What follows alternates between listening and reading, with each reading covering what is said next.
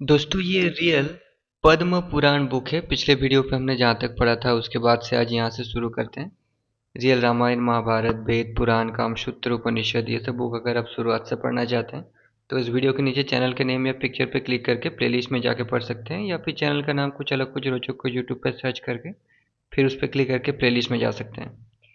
तो पुलत्स्य मुनि ने कहा, फिर 1 वर्ष के पश्चात 12 सूर्य के समान तेजस्वी दिव्य पीताम्बरधारी तथा उत्तम आभरणों से सुविभूषित सूर्य के सदृश कुमार तारा के उदर से निकला था। कुमार जो कि समस्त अर्थशास्त्रों का ज्ञाता परम विद्वान हस्तिशास्त्र का प्रवर्तक था। इसका नाम राजपुत्र था, जो कि अर्थ से विश्रुत राजा वैद्यक होता है। राजा सम का पुत्र होने के कारण राजपुत्र बुध इस नाम से कहा गया था। तो चंद्र और गुरु की पत्नी के संबंध से जो बालक हुआ था उसका नाम बुध था। हमने पिछले वीडियो में पढ़ा था। तो प्रयाह से सहित ब्रह्मा ने इसके अनंतर अभिषेक करके ऐसे ग्रहों का मध्य भाग प्रदान किया था। सभी मनुष्यों के देखते हुए वो वहीं पर अंतर्ध्यान हो गए थे। और फिर इला के उदर में बुध ने परम धर्मिष्ठ पुत्र को जन्म ग्रहण कराया था, जिसने अपने तेज से 100 अश्वमेध यज्ञ किए थे। वो समस्त लोकों के द्वारा नमस्कृत होता हुआ पुरुरवा इस नाम से प्रसिद्ध हुआ था। पुरुरवा हिमवान पर्वत राज के सुंदर शिखर पर भगवान पितामह की आराधना करके लोकों के ऐश्वर्य की प्राप्ति किया था, और उस समय वो 7 द्वीपों का स्वामी हो गया था। उसने 8 पुत्रों को उत्पन्न किया। उनके नाम मुझसे श्रवण करो। आयु, दृढ़ायु, दृश्यायु, बलायु, घृतिमान, वसु, दिव्यजायु और शतायु, ये उन 8 के नाम थे जो कि सभी ओज एवं बल वाले थे। आयु के नहुस और वृद्धशर्मा पुत्र हुए थे। रजि, दंड और विशाखा इस प्रकार से 5 महारथी पुत्र उत्पन्न हुए थे।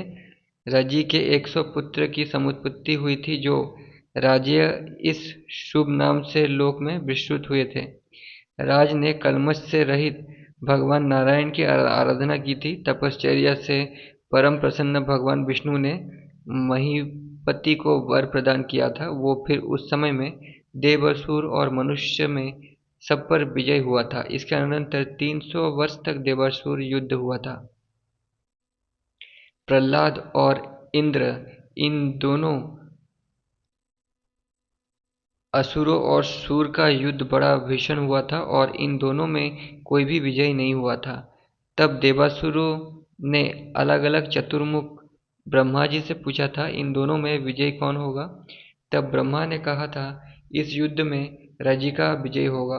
उस समय में जय प्राप्त करने के लिए राजा से प्रार्थना की गई थी कि आप हमारे इस युद्ध में सहायता करने वाले बन जाएं।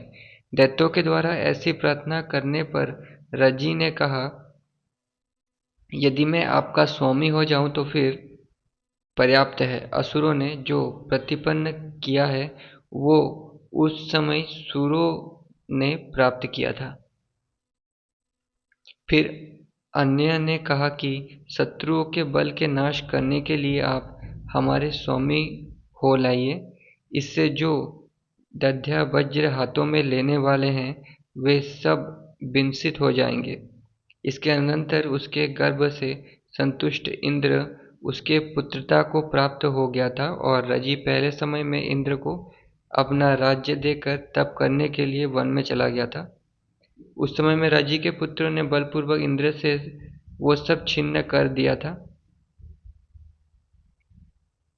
जो कि यज्ञ का भाग था और राज्य था, क्योंकि वे तप के बल और गुणों से युक्त थे।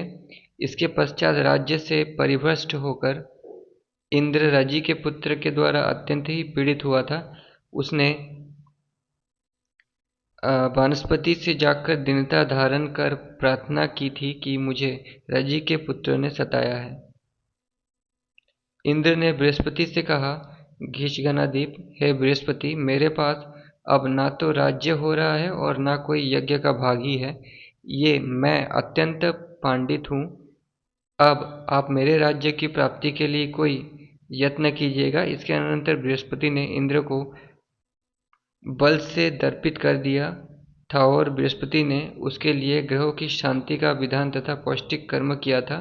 फिर धर्म के वेत्ता बृहस्पति ने वेद वाज्य जिनके धर्म में समास्थित होकर वहां जाकर रजि के पुत्र को सम्मोहित कर दिया था। घिसना अर्थात बुद्धि के स्वामी देवगुरु ने उन सब की बेत्रयी से परिभ्रष्ट कर दिया था। इंद्र ने उन सबको जान लिया था कि वे सब वेदों से बहिष्कृत हैं और हेतुवाद से युक्त हो गए हैं। तब इंद्र ने उन सब धर्म से बहिष्कृत को वज्र से मार डाला था। अब मैं राजा नहुष के साथ परम धार्मिक पुत्रों के विषय में बतलाता हूँ। नहुष के पुत्र यति, ययाति, यशति, उत्तर पर आयाति और नियति के साथ ही हुए थे, जो वंश को वृद्धि करने वाला थे।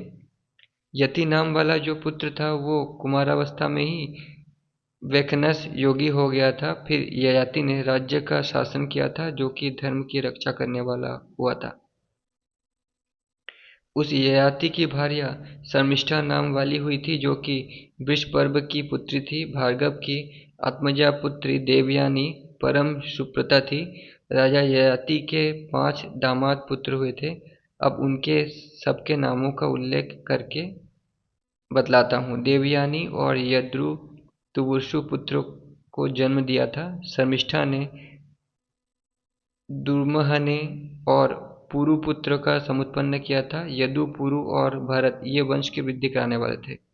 अब पुरु के वंश को बतलाता हूँ, जिसमें जो राजा उत्पन्न हुए थे। यदु के यादव हुए थे, जिसमें बलराम और भगवान केशव ने जन्म ग्रहण किया था उस वंश में।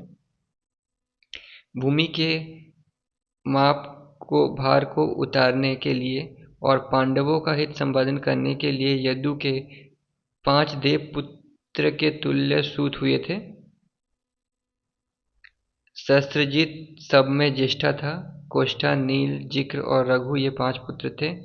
शस्त्रजित का दायाद सत्यजित नाम नाला राजा हुआ था। सत्यजित के पुत्र परम धार्मिक 3 हुए थे, जिनके नाम हेहय और तालहय थे। हेहय के दायाद का धर्म नेत्र प्रसिद्ध था। धर्मनेत्र का कुंती हुआ और कुंती का सहंत पुत्र उत्पन्न हुआ था। महत का पुत्र महिष्मान नाम वाला राजा हुआ था। महिष्मान के पुत्र का नाम भद्रसेन था, जो बड़ा ही प्रतापवान था। ये वाराणसी में राजा हुआ था, जिसका वर्णन पहले कर दिया गया था। दुर्धर्म का पुत्र भीम धनक नामधारी अत्यंत वीर पराक्रम वाला था। धनक के पुत्र हुए थे, जो कि लोक में प्रसिद्ध हुए थे। उनके नाम विदाग्नि, कृतवर्मा, कृतधर्मा, कुतोज थे। कृतवीर्य से अर्जुन अर्थात सहस्त्रार्जुन, कार्तवीर्य अर्जुन सुसंपन्न हुआ था। ये अर्जुन सहस्त्र बाहुओं वाला था और 7 दीपों का ईश्वर नृपति हुआ था। यानी उसके हाथों में सहस्त्र हाथों जितनी ताकत थी। कहने का मतलब यह है, इसलिए सहस्त्र बाहु। इस इस पृथ्वीपति ने 10 सहस्त्र वर्ष तक परम दुष्कर तप किया था।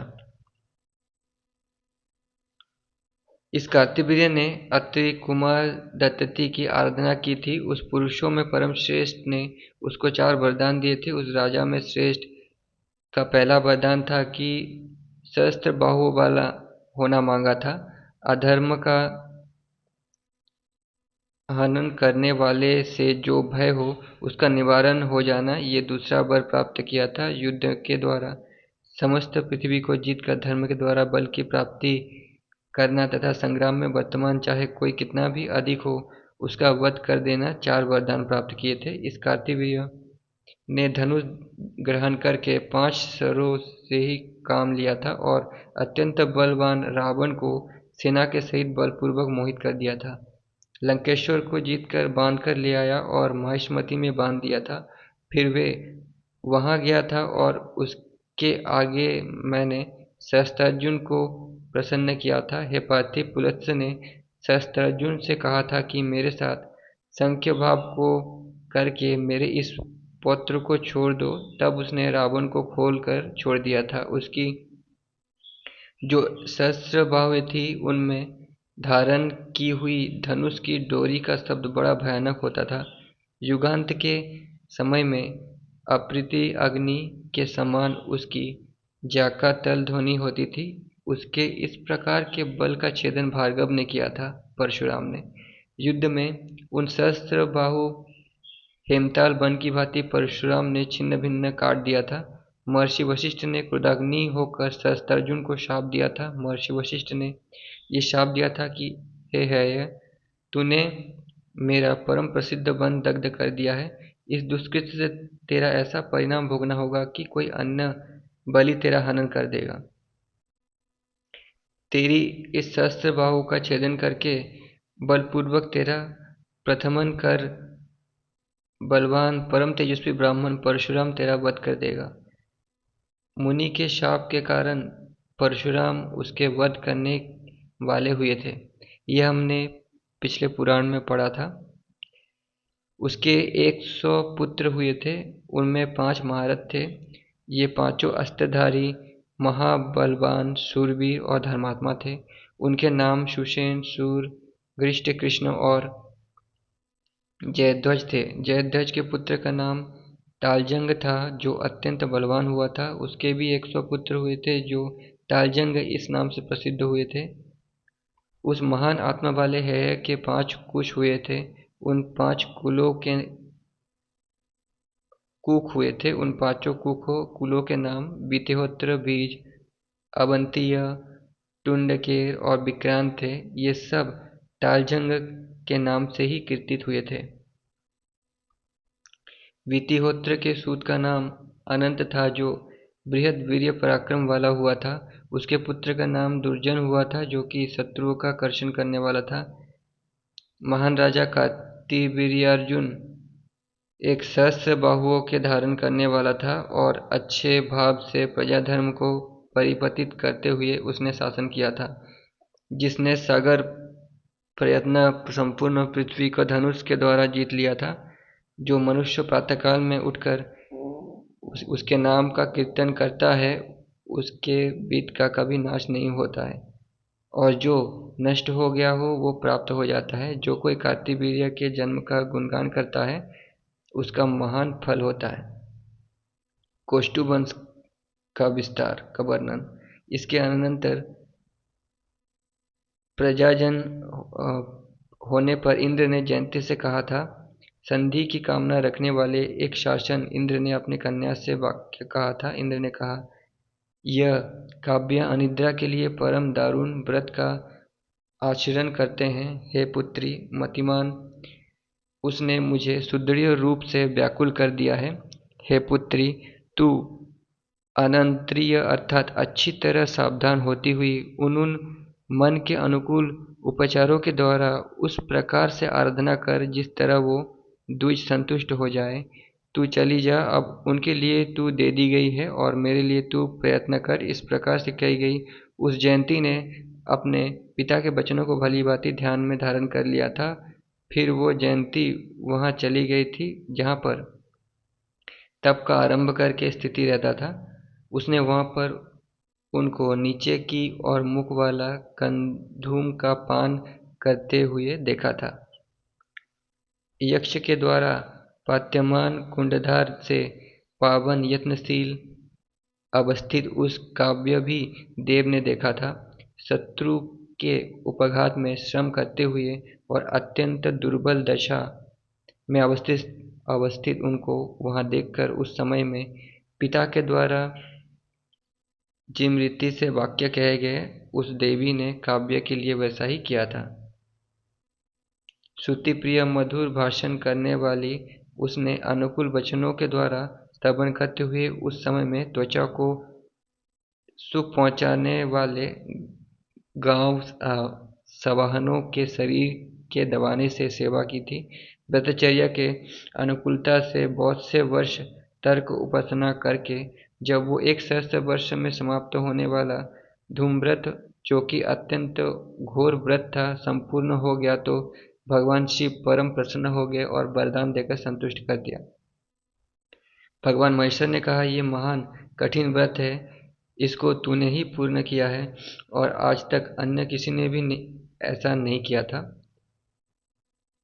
इसलिए अब तू तप शुद्धि, शुद्ध बल और तेज से समस्त सुरों को अकेला ही अभिभूत कर देगा। हे ब्राह्मण, हे भृगुनंदन, और जो भी कुछ मेरे अंदर है वो सभी कुछ तुझे दे दूंगा।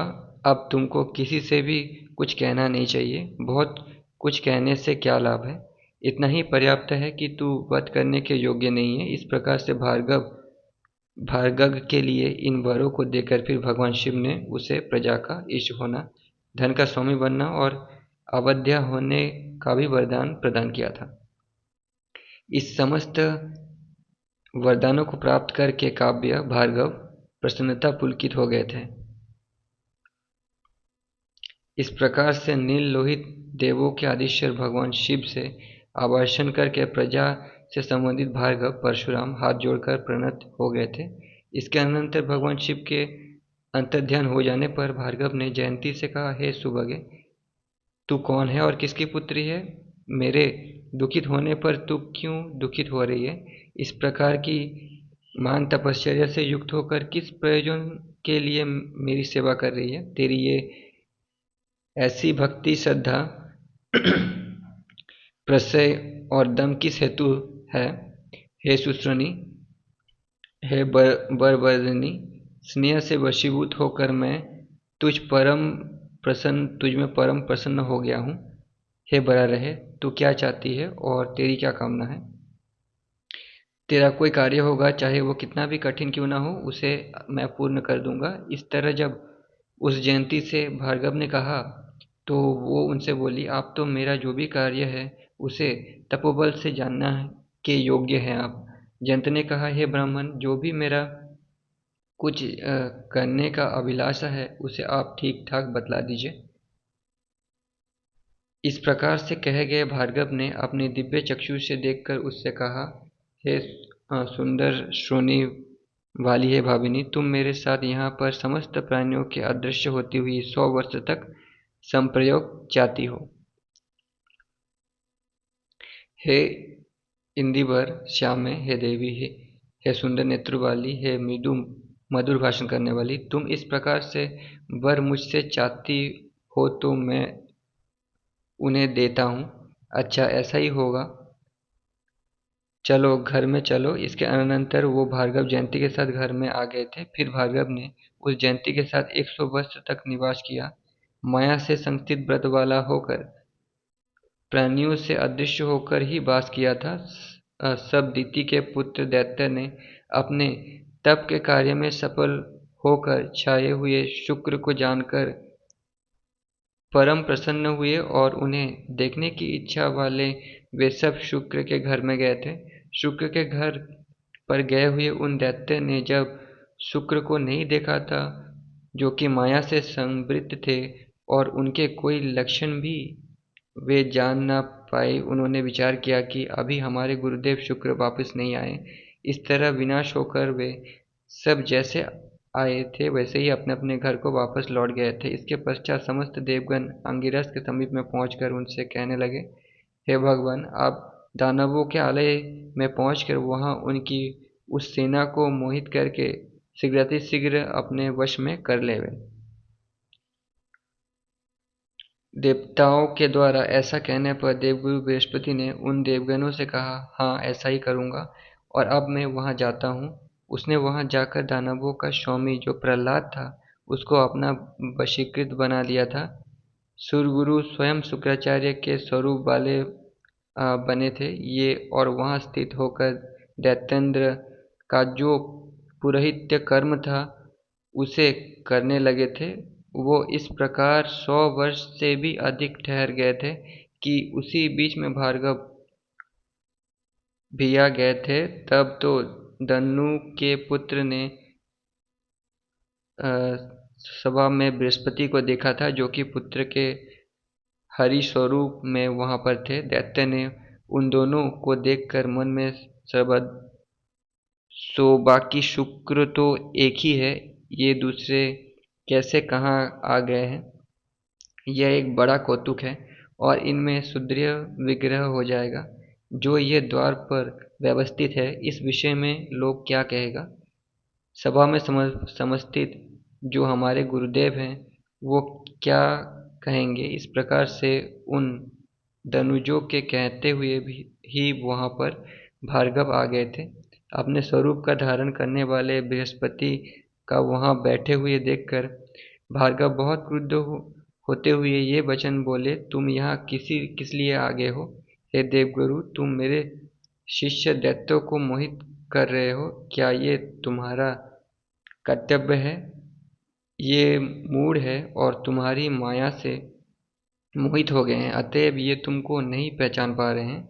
हे ब्राह्मण, पराये शिष्यों का इस तरह अपदर्शन धक्का देना करना तुम्हारे युक्त कार्य नहीं है। अब आप देवलोक में चले जाओ और वहां पर रहो, अपने धाम को प्राप्त करोगे। पहले दानव श्रेष्ठों के द्वारा में कछ शिष्य मार दिया गया था। विद्यार्थी तनय है, वहाँ तुम्हारी मति अयोग्य है। भार्गव के द्वारा कहे हुए इस वाक्यों को सुनकर मुस्कुराते हुए देवगुरु ने कहा, पृथ्वी में जो पराये धन का अपहरण किया करते हैं, ऐसे चोर हैं। इस प्रकार से रूप और देह का अपहरण करने वाले विधान में देखे गए हैं। वृत्तासुर के घात करने से अर्थात मार देने से पहले इंद्र को ब्रह्महत्या लगी थी। लोकयातिक शास्त्र के द्वारा अपने उसका तिरस्कार किया था। आप अंगिरा के बृहस्पति देवाचार्य हैं, मैं आपको भली भांति जानता हूँ। आप यहाँ मेरा रूप धारण करके आए हैं। सब दानवों, तुम इनको अच्छी तरह देख लो। ये विष्णु की विशेष चेष्टाओं के कारण यहाँ आप सबको मोहन करने के लिए प्राप्त हुए हैं। सो अब आप लोग इनको श्रृंखलाओं से बांधकर खांसे सागर में डाल दो। फिर शुक्राचार्य ने कहा, ये देवों के पुरोहित हैं। शुक्र ने कहा, इसके द्वारा आम सब लोग निश्चिंत रूप से मोह को प्राप्त हो गए हैं और अब दानव क्षय को प्राप्त हो जाएंगे। हे दानवेंद्र, मैं इस दुरात्मा के द्वारा वंचित हो गया हूँ। आपने मुझे क्यों त्याग दिया है और अन्य का अपना पुरोहित बना लिया है? वही अंगिरा का पुत्र देवों का आचार्य बृहस्पति है। इसके द्वारा आप ठगे गए हैं, इनमें तनिक भी संदेह नहीं है। यह आपकी प्रताड़ना इसके देवगणों के हित संपादन करने के लिए ही है। हे महाभाग, इसका शीघ्र ही त्याग कर दो। इसका यहाँ रहना शत्रु के पक्ष की विजय कराने वाला ही होगा। हे प्रभु, पहले ही अनुशिष्य का भय से यहाँ से चला गया था और जल के मध्य में स्थित रहा तथा शंभु महादेव के द्वारा पीत हो गया था। उदर में स्थित मुझे 100 वर्ष बीत गए थे। फिर उदर से शिष्ण के द्वारा शुक्र रूप से मैं विसर्जित हुआ हूँ। इसके पश्चात वर देने वाले देव ने मुझे कहा था, हे शुक्र, तुम अपना अभिष्ट वरदान मुझसे मांग लो। तब देवों के भी देव पिनाक के धारण करने वाले शिव मुझे वरदान प्राप्त किया था। शिव से मैंने वरदान प्राप्त किया था।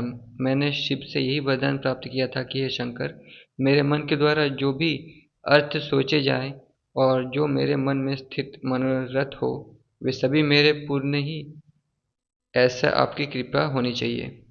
वो मेरा पूर्ण हो, ऐसे आपकी कृपा होनी चाहिए। ऐसा ही होवे, ये देव ने कहकर मुझे अब तुम्हारे समीप में भेजा है। इसी बीच में अब तक ये बृहस्पति यहाँ आकर तुम्हारा पुरोहित बन गया है। मैंने इसे पुरोहित के रूप में अब देखा है। हे दानवेंद्र, ये प्रहलाद को उत्तर दिया था, मैं इसको नहीं जानता हूँ कि ये देव है या दानव है अथवा कोई नर है। ये मेरा सा ही रूप धारण करके, हे राजन, तुम्हें ठगने के लिए यहाँ आ गया है। इसके पश्चात वे समस्त दानव साधु साधु अर्थात बिल्कुल ठीक है ऐसा कहते हुए बोले कि हमारा पहला ही पुरोहित, चाहे वो कोई भी हो, इस आने वाले से हमको कुछ भी कार्य नहीं है। ये जैसे ही आया है वैसे ही यहाँ से अब वापस चला जाए। उस भार्गव ने बड़े भारी क्रोध के साथ उस समायत दानवेंद्र को शाप दे दिया था। भार्गव ने कहा, जिस तरह तुम लोगों ने मुझे त्याग दिया है, वैसे ही मैं तुम सबको चिरकाल प्रयत्न श्री से हीन, प्राण रहित और दुख से जीवन व्यतीत करने वाले देखूंगा। तुम सब थोड़े ही समय में महान घोर आपत्ति में ग्रस्त हुए दुखित होगे। ऐसा कहकर काव्य अर्थात शुक्राचार्य अपनी ही इच्छा से तपोवन में चले गए थे।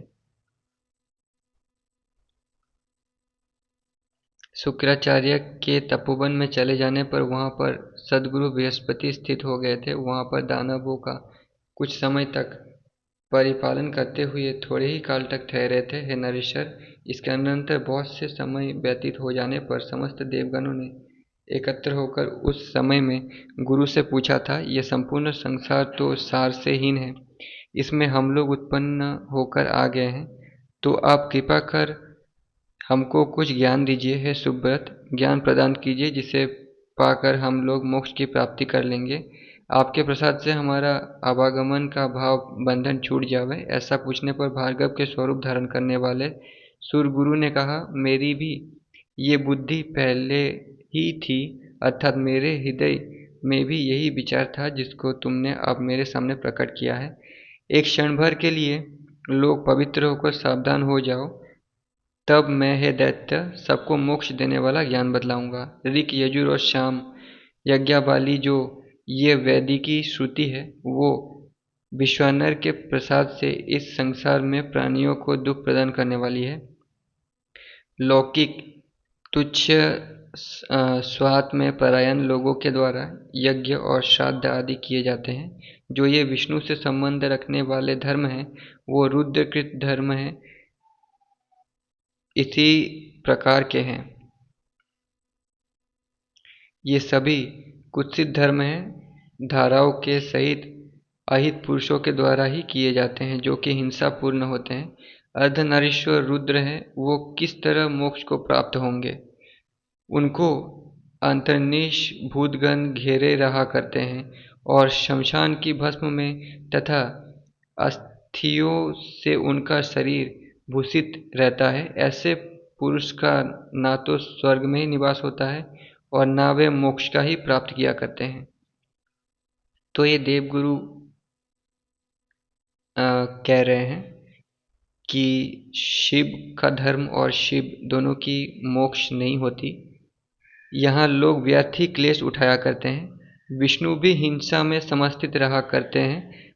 उन उनकी मुक्ति भी नहीं होगी। यानी उनकी भी मुक्ति किस प्रकार होगी? मतलब शिव और विष्णु दोनों की मुक्ति नहीं होगी। ब्रह्मा जी भी रजोगुण के स्वरूप वाले हैं, जो अपनी दृष्टि को ही लेकर ऊपर जीवित रहा करते हैं। देवर्षिगण जो भी कोई अन्य वैदिक पक्ष का आश्रय लेने वाले हैं, वे सभी हिंसा प्राय सदा क्रूरता धारण करने वाले, मांस का भक्षण करने वाले, महान पाप कर्मों के करने वाले हैं। सूरगण मद्य का पान करते हैं और ये ब्राह्मण लोग मांस भोजी हैं। इस धर्म में कैसे मोक्ष प्राप्त होगा?